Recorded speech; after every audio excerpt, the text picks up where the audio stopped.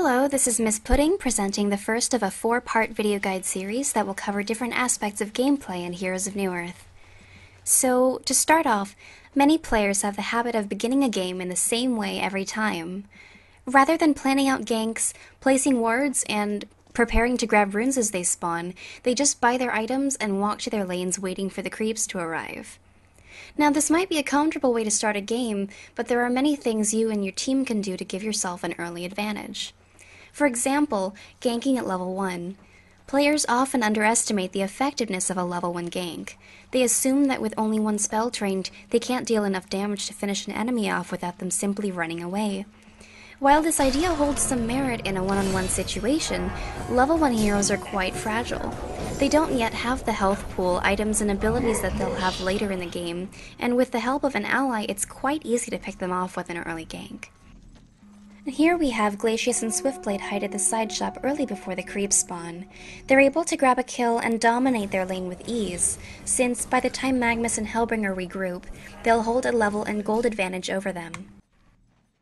And the following are a few examples of level 1 ganks using wards at the top lane as Legion, and later at the bottom lane as the Hellborn.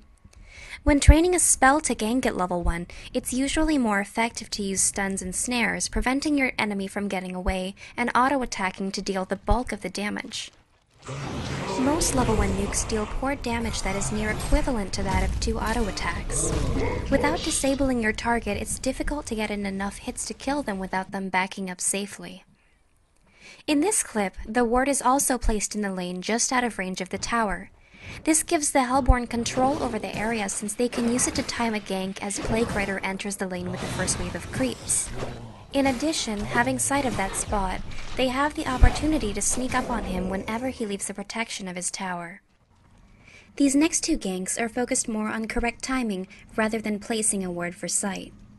Here, the Legion sneaks up between the 2nd and 3rd tower in the middle lane, and they gank Soulstealer about 10 seconds after the first creep wave spawns.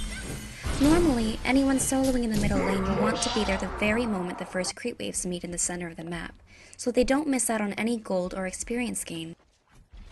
By ganking a solo hero at this crucial point, you can give your solo a lasting advantage as the opposing hero is stuck at level 1 for a bit longer, and suffers a gold loss while your solo gets to take advantage of a few seconds of free farm. Control over the rune spawning locations is another important part of the pre-laning phase. To start, the haste rune gives you maximum movement speed for 30 seconds. If you're lucky enough to get one of these at level 1, you can almost always get an easy first blood with it. Here we have a clip from a game that I played. Right after the rune spawns, my ally snatches it before the enemy blacksmith and is able to use that boost in movement speed to auto-attack him to death. Again, you can see that the bulk of the damage dealt is from normal attacks and not spells. Meanwhile, I go up through the forest, place a ward in their neutral spawn, and run into Valkyrie, helping him net a double kill. By splitting up and attacking from both directions, I'm in position to catch Blacksmith as he runs toward his ally for help, and we're able to cover more ground while limiting the number of escape routes they have. Now, to cover other runes that are particularly useful at level 1, Illusion runes, while also useful for ganking, can be immensely powerful when used in the middle lane. Lasting 75 seconds, an Illusion rune can give you, essentially, at least 2 waves of free farm if you're using a ranged hero. Using the illusions to attack with your hero, last hitting and harassing becomes much easier, and by the time your illusions wear out, your enemy will have suffered a great disadvantage. Of course, you can also use illusions to lure an opposing hero into a gank, or have them auto-attack your opponent, forcing him to back off temporarily while you focus on last hitting. The same last hitting strategy can also be done with double damage runes, although the duration is 45 seconds, so you won't get as much easy farm as you would with illusions. Lastly, the invisibility rune is also useful for snatching an easy first blood, although if your opponents see you grab it, it'll be difficult to surprise them. In the middle lane, by waiting for the enemy solo to push out far enough, Devourer uses his decay to slow and deal damage to Soulstealer. Here, he is just barely able to finish him off without dying to the tower, but with the help of an ally it'd be a much easier gank.